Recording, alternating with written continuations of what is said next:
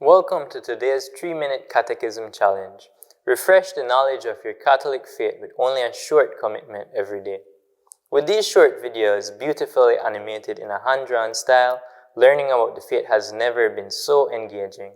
This is a wonderful opportunity for parents to take on their godly responsibility to ensure that their children understand who He is. All who participate faithfully will have a good foundation of knowledge of their Catholic faith. Today's topic is, what is the Eucharist?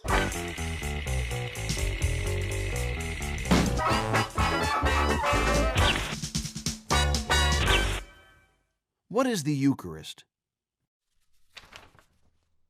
What would happen if you made people the following offer? Anyone jumping around on one leg for 1 hour will get $100. Doubtlessly, there would be a few people signing up for this challenge. If you were to raise the reward to $1,000, certainly more contestants would show up.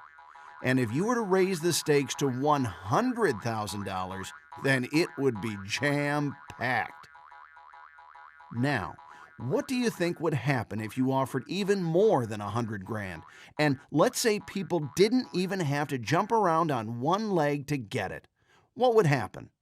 Well, actually, this has already been tried, and the result is always the same. Only a few people come. Sounds strange, but it's true. This is exactly what happens at Holy Mass. At Holy Mass, we are offered Holy Communion. And Holy Communion is worth way more than many buckets full of gold. Christ Himself is present in Holy Communion, making it priceless and infinitely precious. No jumping on one leg required. So if there's a lot of room at churches these days, then it's obviously because many Catholics have no clue of what Holy Communion actually is. They have no idea what they are missing. So, what is Holy Communion? At the Last Supper, Jesus took bread and wine and spoke the words, "This is my body," and "This is my blood." He didn't say that this was to be understood merely symbolically, but rather that here we truly have His body and blood. The Gospel of John, chapter 6, makes this very clear. Now, Jesus instructed the apostles to do this in memory of Him, and this is what the Church does to this day. In Holy Mass, the gifts of bread and wine are transformed on the altar. The Holy Eucharist, as the gifts are called after the consecration, looks like bread and wine, tastes like it, and feels like it. But it is no longer bread and wine. It has the outward appearance of these things, but through the consecration, it has truly become the body and blood of Christ. The appearances, what is called species, stay the same, but what it is, the substance, is changed. Because of this, the transformation that happens at Mass is called transubstantiation, and the presence of Jesus under the appearance of bread and wine is called the real presence. This presence of Jesus is true and real, but its mode differs from the presence of other material things.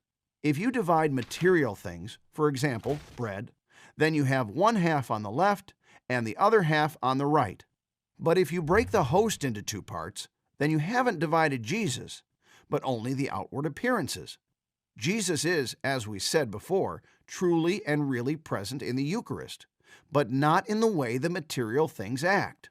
Rather, He is truly and wholly present in every part, right down to the thinnest particles, and therefore He can also be present at the same time in the whole world at every Mass. The real presence that Christ has left us in this sacrament is a great gift. He didn't have to do this, but in giving Himself to us under the appearance of something to eat and drink, He shows us that He is the one who truly nourishes us, strengthens our soul, and gives us growth. Don't forget to get your copy of the Catechism of the Catholic Church at the Ave Maria bookstore here at Guadalupe Media, while supplies last. Useful for this challenge as well as Father Mike Schmidt's Catechism in a Year, starting in January 2023. Thank you for partaking in today's 3-minute Catechism challenge. We look forward to your comments and engagement in the discussion boards.